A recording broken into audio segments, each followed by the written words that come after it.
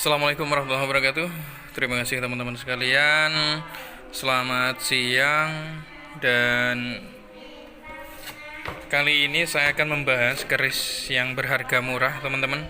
Karena tidak semua yang penghobi keris, pemula berkerisan, tidak semuanya punya uang yang cukup untuk memahari sebilah keris. Saya yakin karena keterbatasan mungkin ekonomi, sehingga tidak semuanya berani bayar mahal. Jadi saya akan mempertontonkan harga keris yang murah, teman-teman. Tentunya kriteria ini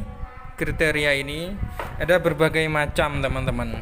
Misalkan yang pertama adalah contoh seperti ini. Ini keris brojol, meskipun agak gagah gitu, namun tidak terlampau mahal gitu. Ini bisa di bawah 1 juta, teman-teman. Seperti ini bisa di bawah 1 juta. Kok bisa murah seperti itu, Mas? Nah, kadang pemahaman orang kan beda-beda, teman-teman. Ini menurut saya sebagai sudut pandang seorang penjual, pengalaman saya selama ini gitu. Jadi keris ini kenapa murah? Yang pertama adalah dari bahan besinya, teman-teman. Dari bahan besi pilihannya itu tidak kurang terlalu baik. Jadi seperti ini, teman-teman. Ini pun kalau diwarangi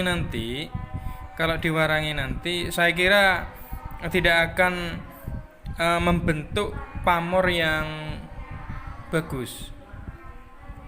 Tidak membentuk pamor yang bagus, meskipun pamornya ini kayaknya pancuran emas, ini menjulang ke atas gitu.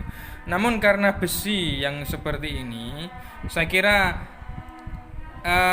prediksi saya, ini prediksi berdasarkan pengalaman saya selama ini, ya, berdasarkan pengalaman. Saya kira ini tidak akan membentuk pamor yang akan baik, meskipun nanti dibersihkan, diwarangi lagi gitu.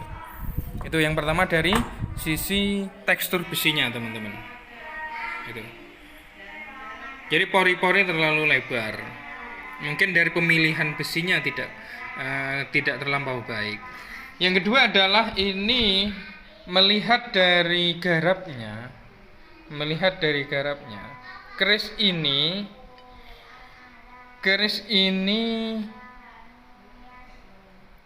bisa diprediksi, menurut saya adalah garapan seorang panjak, teman-teman.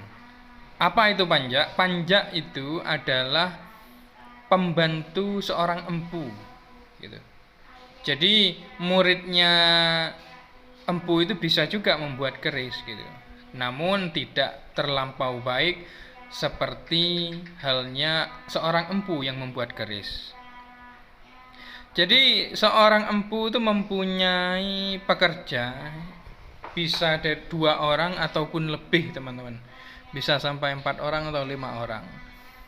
Yang paling sering disebut adalah seorang murid empu. Murid empu juga bisa membuat keris, ya, namun tidak terlampau baik sebagaimana empu membuat keris. Itu.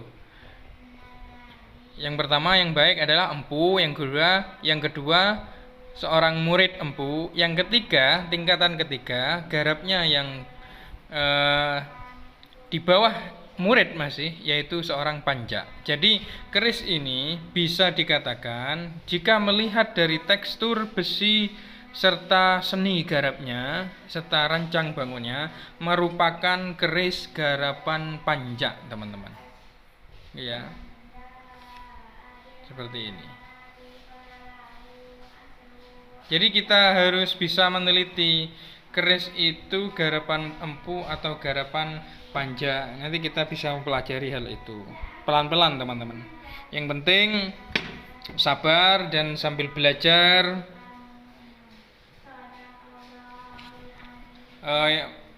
Literatur itu juga sangat penting, dan juga yang tak kalah pentingnya adalah Anda sering menanting keris. atau sering memegang keris gitu. Kalau Anda di kota mana, bisa menghubungi atau mencari di mana ada komunitas perkerisan di kota Anda. Terkadang banyak sih yang tidak ada waktu untuk berkumpul, misalkan untuk sharing atau musyawarah dengan komunitas perkerisan. Ya sering-sering melihat tutorial-tutorial yang ada di YouTube. Tak harus di channel ini, tapi di channel di luar sana juga banyak. Gitu. Harganya tidak terlampau mahal seperti ini teman-teman. Ini bisa di bawah 1 juta kalau seperti ini. Nah, kayak gini teman-teman. Tapi untuk pemula ini bagus lah untuk koleksi. Untuk koleksi, untuk pembelajaran bagus lah, untuk disimpan juga. Yang merasa wingit juga misalkan melihat dari visualnya, dia monggo. Sementara seperti itu teman-teman, ini adalah berdapur brojol. Kemungkinan kalau melihat dari rancang bangunnya, ini adalah keris Madura. Adalah keris Madura sepuh teman-teman. Oke. Terima kasih yang sudah menyimak. Wassalamualaikum warahmatullahi wabarakatuh. Salam budaya.